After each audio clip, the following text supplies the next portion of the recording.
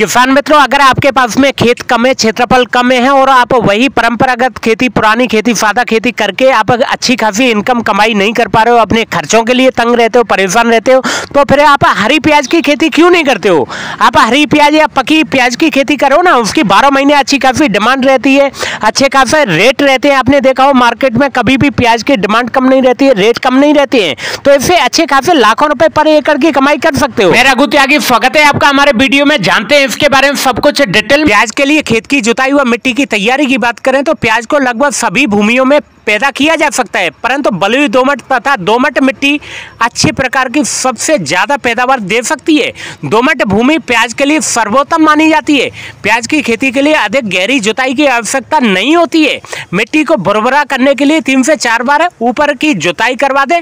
उसके बाद में मिट्टी में जैविक खाद के रूप में 4 से 5 टन पर एकड़ के गोबर की सड़ी गली खाद को पर्याप्त मात्रा में खेत में अच्छे से बिखेर के और अच्छी से जुताई करके उसको अच्छे से मिला दें, पाटा चला दें ऊपर से।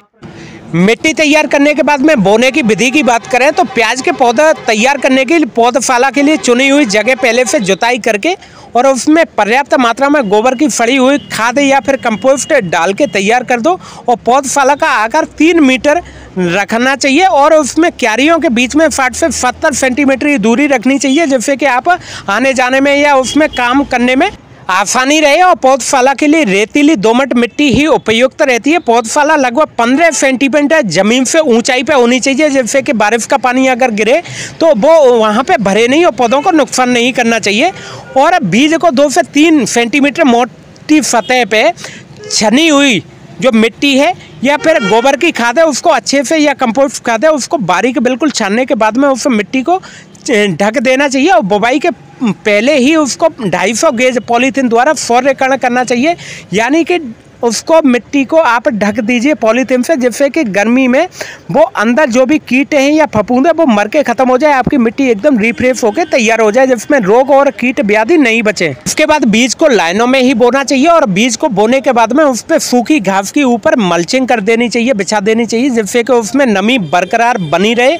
और पौधशाला में अंकुरण होने के बाद में बीज उगने के बाद में पलवाड़ जो ऊपर घास डाली है इसको हटा देना चाहिए।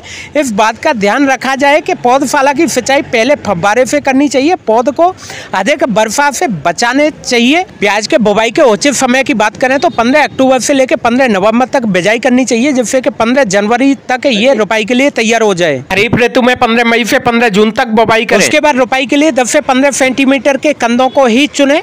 नर्सरी में पौधों को सड़न से बचाने के लिए अंकुरण के 3 दिन के बाद में मेटालेक्सल प्लस मैंकोजेब 15 से 20 ग्राम प्रति 10 लीटर पानी में पौधों की जड़ों को पास में डालें।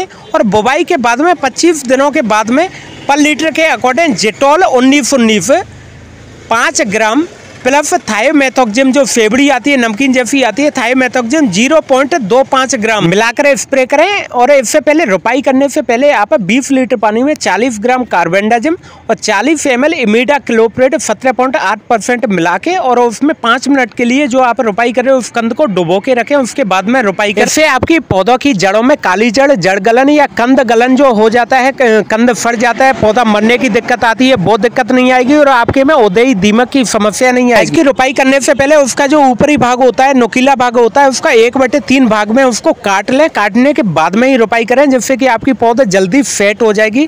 या फिर डायरेक्ट छिटकवा विधि से भी बीज का आप बिजाई कर सकते हैं। अब जान लेते हैं प्याज के बीज की वैरायटी के बारे में। इसकी सबसे मेन वैरायटी है भीमा किरण के नाम से। ये रबी के मौसम में, रबी यानी सर्दी के मौसम में उगाने के लिए सबसे बेस्ट मानी जाती है। इसके प्याज हल्के लाल रंग के और गोल अंडा करके होते हैं। ये वैरायटी 145 दिनों में पक्के तैयार हो जाती है। इसके प्याजों को ज़्यादा समय तक स्टोरेज करके रखा जा सकता है, खराब नहीं होती है। इसकी औसतन पैदावार की बात करें तो 165 से 70 कुंटल प्रति एकड़ की होती है। भीमा शक्ति है दूसरी वैरायटी। ये खरीफ और रबी दोनों मौसम में या बरसात और सर्दी में दोनों में उगा जा सकती है। ये वैरायटी पौधा लगाने से 130 दिन तक तैयार हो जाती है। इसकी औसतन पैदावार 170 से 72 कुंटल पर एकड़ की होती है। तीसरी वैरायटी भीमा श्वेत, ये रबी के मौसम में उगाने के लिए यानी सर्दी में उगाने के लिए बेस्ट होती है। इसके प्याज सफ़ेद और गोल होते हैं।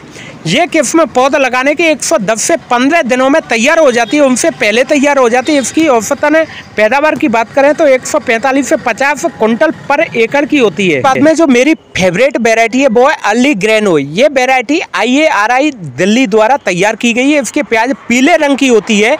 ये बरसात और रबी सर्दियों में दोनों मौसम में उगाई जा सकती है। इसकी औसतन पैदावार की बात करें तो सबसे ज़्यादा 200 कुंटल पर एकड़ की होती है।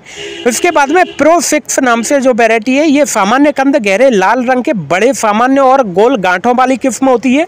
ये वैरायटी पनीरी लगाने से 120 दिन तक तैयार हो जाती है। इसकी औसतन पैदावार 175 से 178 कुंटल पर एकड़ की होती है। इसके प्याज ज़्यादा समय तक रखे जा सकते हैं। इसके बाद में सबसे जो खास वैरायटी है वो है पंजाब नरोया।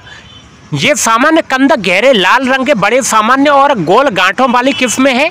ये किस्म पनीरी लगाने से 145 दिनों तक तैयार हो जा सकती है। इसकी औसतन पैदावार 150 कुंटल पर एकड़ की थोड़ी सी कम होती है, लेकिन ये पर्पल ब्लॉच जो रोग आता है उसके प्रति सहनशीलता होती है। इसमें पर्पल ब्लॉच बीमारी बहुत कम आती है या आती ही नहीं है। अब बात करते हैं प्याज की खेती में उर्वरक यानी फर्टिलाइजर। प्याज की फसल में आप फर्टिलाइजर प्रयोग करने से पहले उसका मृदा परीक्षण करा लें, जिससे कि आपको पता चल जाए उसमें कौन सा न्यूट्रिएंट की कमी है, किसकी जरूरत है। उसी के आधार पर फर्टिलाइजर का प्रयोग करना सबसे बेस्ट होता है। एक औसत अनुपात में NPK की जरूरत की बात करें तो 40:20:30 प्रति एकड़ में प्रयोग करें। नाइट्रोजन 44 किलो यूरिया प्रति एकड़ बुवाई के समय खेत में मिलाएं और रोपाई के 30 दिन के बाद में 22 किलो यूरिया और रोपाई के 45 से 50 दिन के बाद में 22 किलो यूरिया टॉप ड्रेसिंग के रूप में डालें ऊपर से। उसके बाद में फास्फोरस की बात करें तो 125 किलोग्राम FSP प्रति एकड़ संपूर्ण मात्रा को बुवाई के अंतिम जुताई जो होती है उसके बाद में मिलाएं और पोटास 51 किलोग्राम MOP म्यूरेट और पोटास को प्रति एकड़ के हिसाब से बुवाई के समय पूरी मात्रा को एक साथ डाल देनी है और खेत में मिला देनी है। पानी में घुलनशील खाद की बात करें तो रोपाई के 10 से 15 दिन के बाद में माइक्रोन्यूट्रिएंट 2.5 से 3 ग्राम पर लीटर पानी के साथ में और NPK जेटॉल 19-19 10 ग्राम से स्प्रे करना है।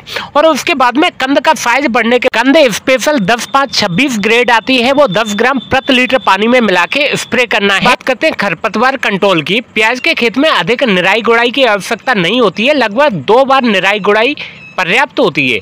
पहली रुपाई के 1 माह के बाद में और दूसरी रुपाई के 2 माह के बाद में। शुरुआत में नए पौधे धीरे धीरे बढ़ते हैं, इसलिए नुकसान से बचाने के लिए निराई गुड़ाई की जगह केमिकल खरपतवार नाशी के रूप में प्रयोग कर सकते हो। जैसे कि रासायनिक विधि से खरपतवार की रोकथाम करने के लिए बुवाई से 72 घंटे के पहले आप पेंडिमिथाइलिन 1 लीटर दवाई को 200 लीटर पानी में मिला के प्रति एकड़ के आधार पर स्प्रे करना है।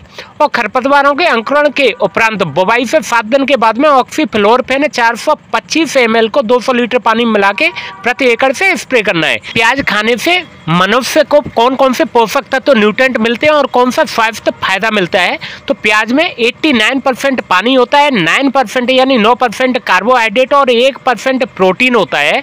प्याज के कई फायदे होते हैं, जैसे कि ये प्रतिरक्षा प्रणाली रोगों से लड़ने की क्षमता को बढ़ाता है, संक्रमण नियंत्रण करता है, सूजन को घटाता है और ब्लड शुगर के स्तर को बनाए मेंटेन करके चलता है। यानी आपको ब्लड शुगर है तो उसको भी रोकथाम करके चलता है। दोस्तों ये आपकी बहुत ही कारगर वीडियो है, अपने यार दोस्तों तक इसको पहुंचाएं और आप हर एक कमाई वाली फसल को जानकारी लेने के लिए हमारे चैनल को सब्सक्राइब कर दें, वीडियो को लाइक कर दें और नोटिफिकेशन बटन दबा दें। ऐसे ही वीडियो आपको देते रहेंगे। बहुत बहुत धन्यवाद।